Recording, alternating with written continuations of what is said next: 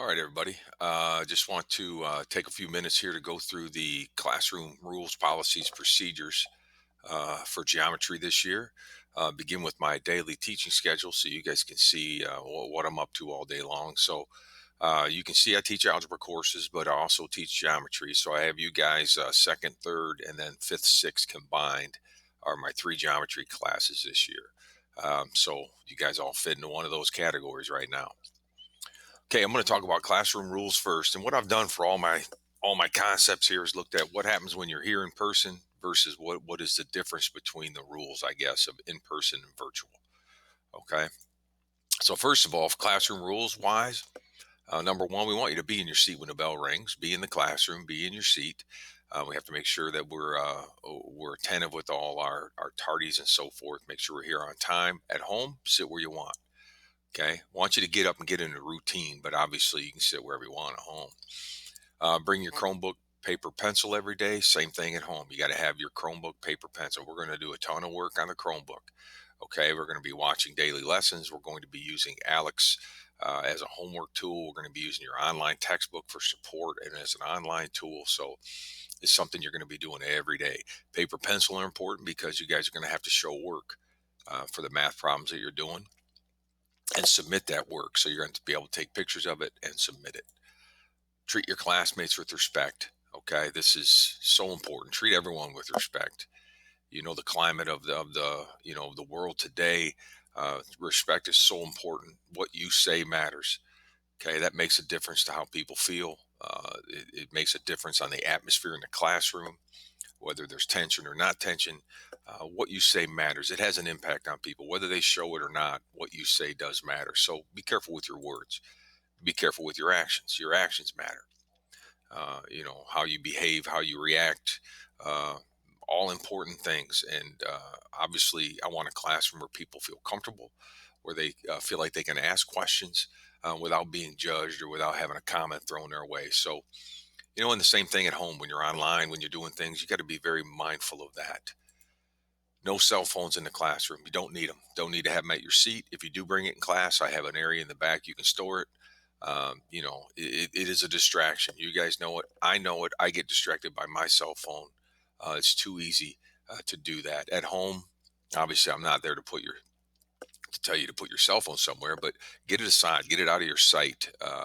The idea here is number one in classroom, be present for 50 minutes. Easy to get lost in cell phone texts and all that other garbage going on. You don't need it while you're in here for the 50 minutes that I have you.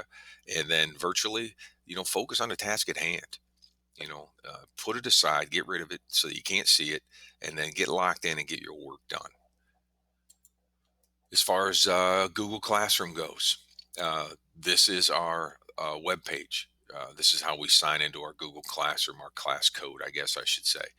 All right, in person, virtual, it's the same class, guys. So you're going to see everything the same here for Google Classroom. All information this year is going to run through Google Classroom. So my daily activities, my daily concepts, all going to be run through Google Classroom. Whether you're here or whether you're at home, you're going to do it the same way. I have a virtual classroom page that's going to be attached in the stream of the classroom. And this classroom page is going to lay out the work for the day. You're going to be able to advance it to see the work for the week. And then in the classroom page, I'm going to have outlines, or excuse me, I'm going to have links for you to get to everything. So this virtual classroom page, which is tied into the classroom, is going to give you all the information you need. It's going to give you all the links you need to get the work done for that day. The classwork section, I'll group that by weekly work. That same virtual page will be in the classroom section as well. So you're going to have information for you available to you anywhere you have the internet that you can get this information and get going on it. Use of technology, obviously, it's huge. Okay, whether you're here or whether you're at home, it's huge. So the good parts of technology, number one, the Chromebooks are awesome. Everybody has one. We'll be using this daily, again, to access videos, to access homework sites, to access online support if we need it.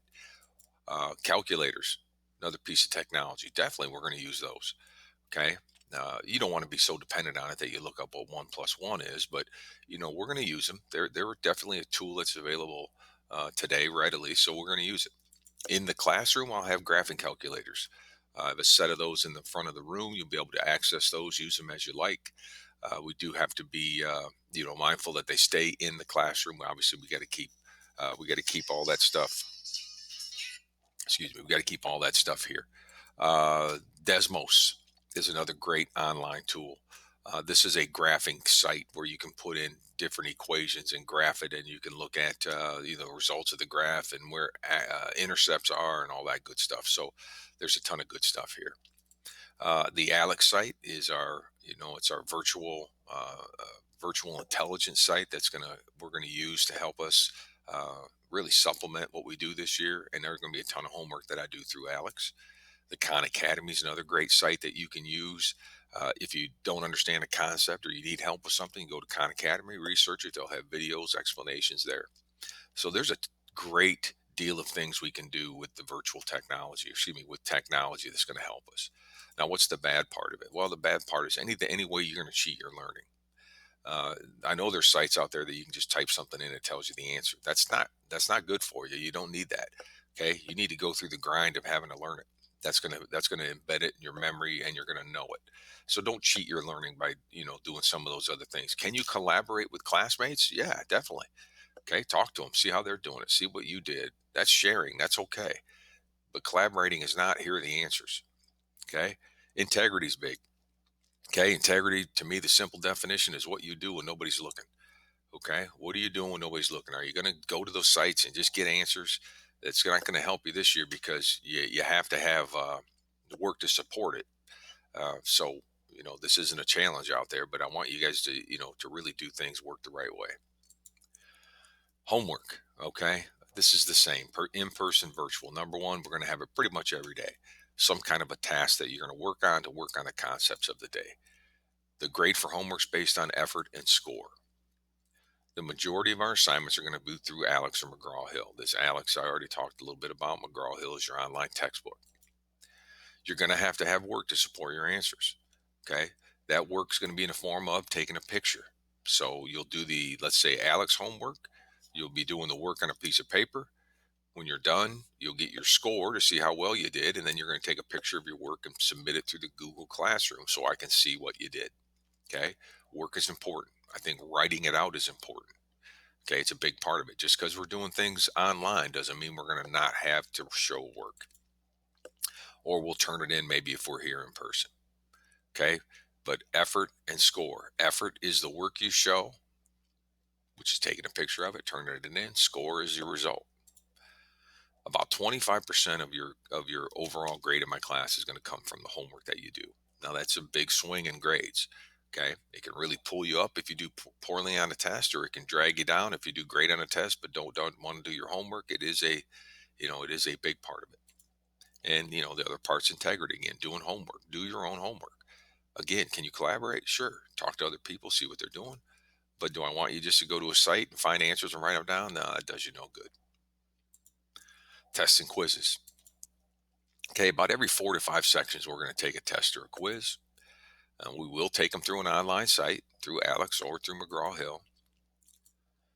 You're going to have work to support answers. That's going to be part of the grade. And if it's not there, it's going to cost you points in your grade. Take a picture of it, submit it through Google Classroom, or turn into work. Obviously, if homework's 25%, the other 75% is coming from tests and quizzes. Now, these scores range from a 50-point small quiz to maybe a bigger quiz, 80, 90 points, something like that. It all depends on how much material is there for that quiz. And like anything else, integrity is key. When we're doing online, when we're doing virtual learning, nobody's there to watch you. The key is, what kind of integrity are you going to bring to that? Okay, finally, the grading. Okay, whether you're home or here, grades are going to be accumulation of the total points that you've earned in the class. Homework, tests, quizzes, any in-class things, any Google Forms that we do as support for homework, all those are going to add up to one big pile of numbers, one big pile of points, and then your percent of those that you have correct are going to be your grade. The grading scale is pretty straightforward, guys. Okay, A plus, A minus, B plus, B minus. Essentially what happens is the top 3% are the pluses, the middle four are the average, and the bottom three are the minuses, and you can see the percents pretty well laid out there. The grades are going to go through Progress Book, and you'll be able to track them right along as we go.